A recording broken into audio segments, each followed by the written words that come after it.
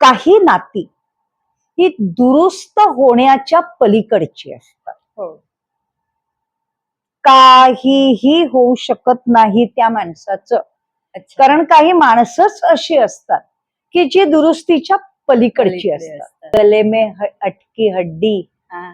ना निगल सकते हैं ना उगल सकते हैं. अच्छा. तशी परिस्थिती होते ज्या वेळेला अशा व्यक्ती आपल्या घराचा एक भाग असतात किंवा आपल्या घराचा एक भाग असलेली व्यक्ती अशा प्रकारची बनते. जसं वपू काळे म्हणाले तसं की आयुष्यात एक क्षण भाळायचा असतो आणि बाकीचे सांभाळायचे असतात.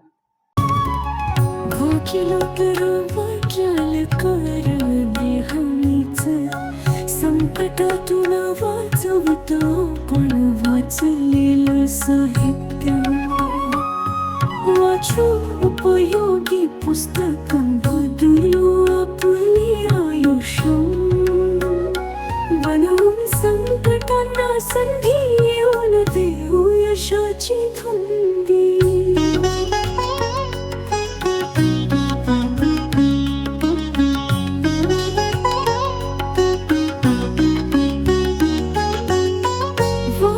उपयोगी पुस्तकं बदलू आपली आयुष्य बनवून संकटांना संधी येऊन देऊ यशाची धुंदी.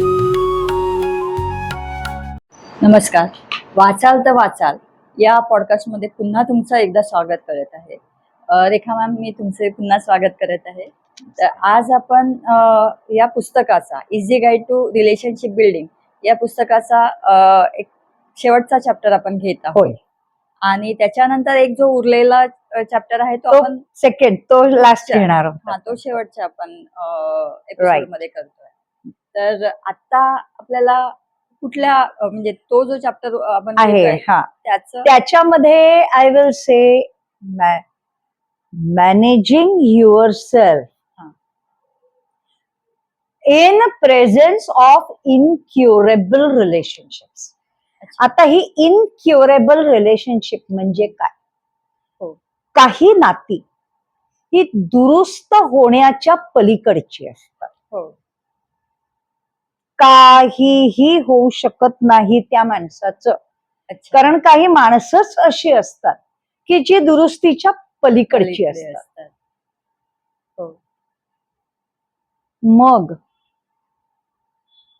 पुन्हा कसं असतं की घरातलं माणूस असतं, जवळच्या नात्याचं माणूस असतं, आपण त्याला टाकून कसं देणार?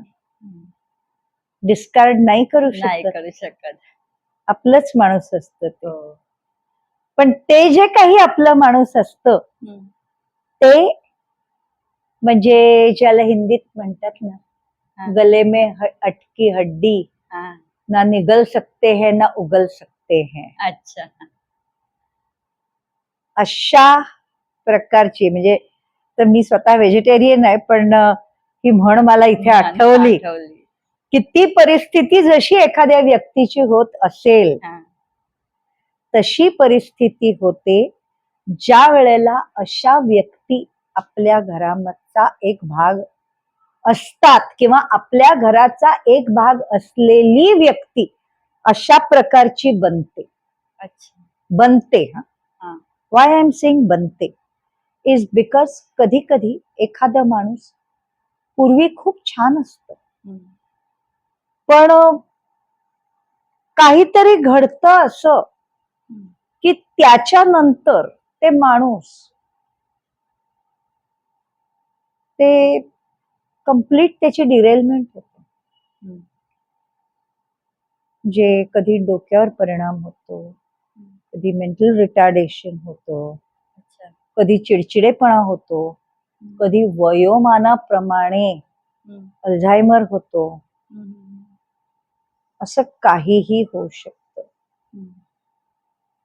पण अशा कंडिशन मध्ये ती व्यक्ती व्यक्त होत नाही म्हणून तिचे प्रॉब्लेम असतात का? कधी कधी व्यक्त होत नाही म्हणूनच असतात त्यांचे प्रॉब्लेम. पण समहाव त्या व्यक्तीला तो प्रॉब्लेम हवा असतो.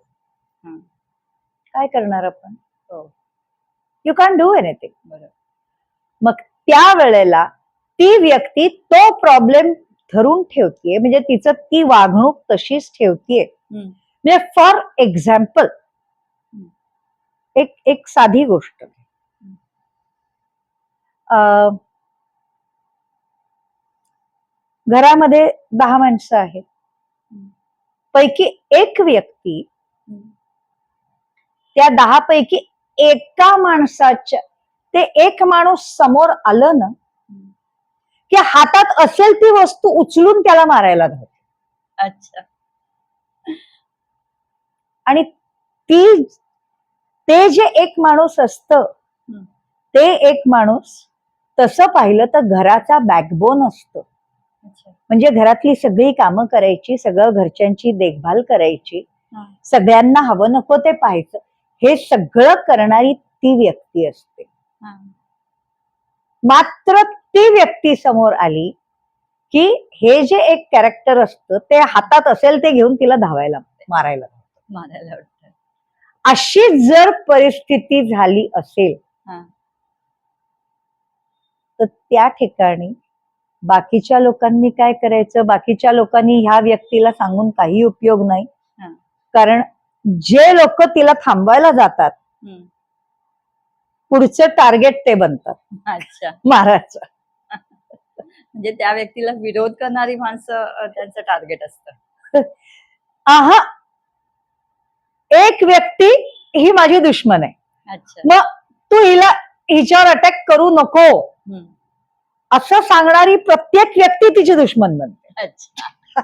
अरे, हे असं जर झालं, हां. एक हायपोथेटिकल एक्झाम्पल देते मी. हां, हां. अशा पद्धतीच्या अनेक गमती जमतीचे नात्यांचे गुंते असतात. अच्छा. त्यावेळेला काय करायचं? हं. अगदी साधं साधं घ्या.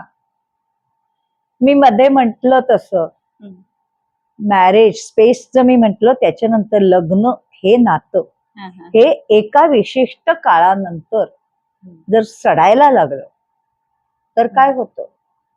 त्या नात्यात सुद्धा मुलं मोठी झालेली असतात. हं. त्याच्यामुळे मॅरेज डिझॉल्व्ह करणं, डिव्होर्स घेणं हे अशक्य असतं. हां.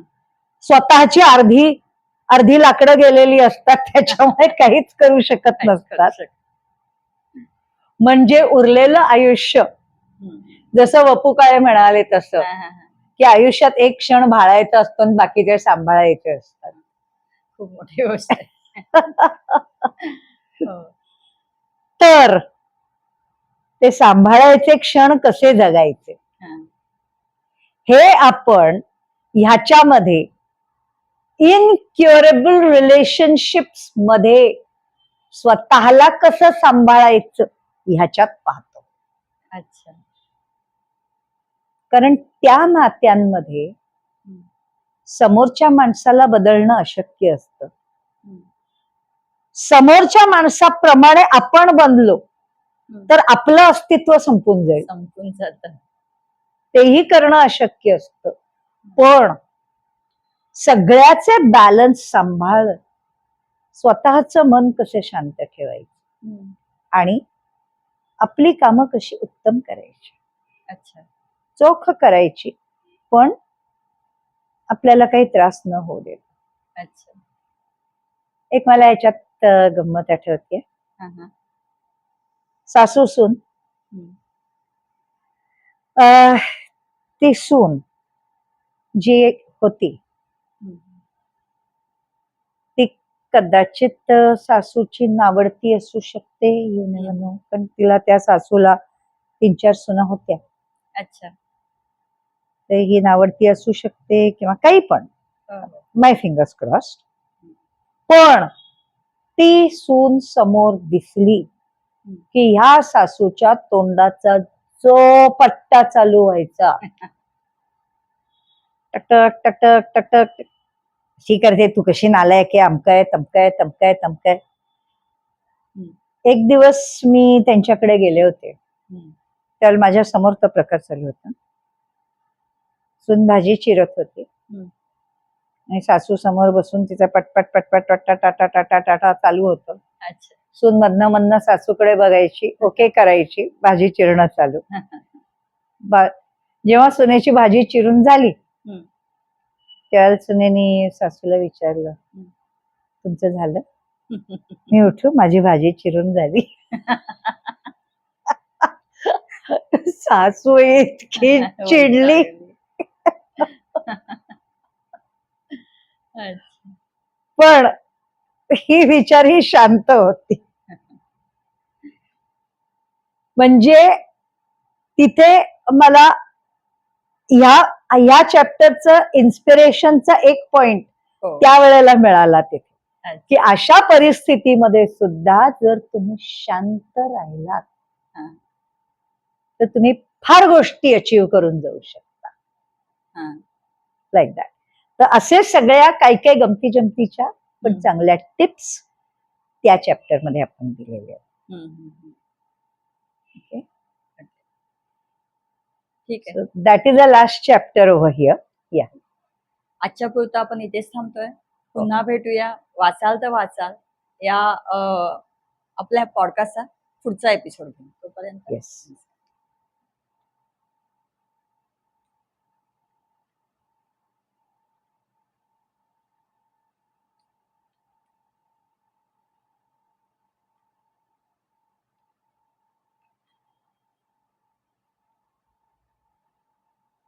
अरे बंद व्हायचं नाही. भोकिलो तर वाचाल कर नेहमीच, संकटातून वाचवतो पण वाचलेलं साहित्य.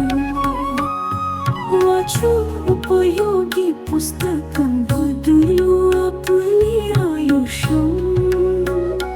बनवून संकटांना संधी, येऊन देऊ यशाची धुंदी.